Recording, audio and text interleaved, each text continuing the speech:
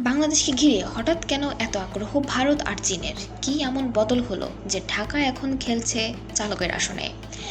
একসময় দিল্লির একচ্ছত্র প্রভাব থাকলেও এখন সেই সমীকরণ বদলে গেছে। বাংলাদেশ আর একমুখী নির্ভরতার পথে নেই, বরং কৌশলগতভাবে চীনের সঙ্গে সম্পর্ক বাড়িয়ে নিজের অবস্থান শক্ত করছে। আর ঠিক এই কারণেই অস্বস্তিতে পড়েছে ভারত।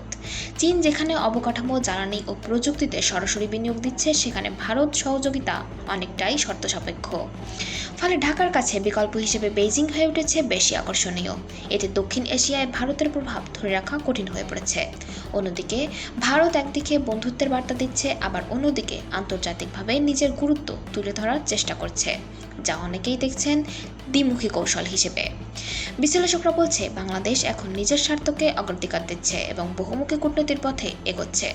প্রশ্ন হলো, ঢাকা কি পুরনো নির্ভরতার পথে ফিরবে, নাকি নতুন ভারসাম্য খেলায় নিজের শক্ত অবস্থান ধরে রাখবে?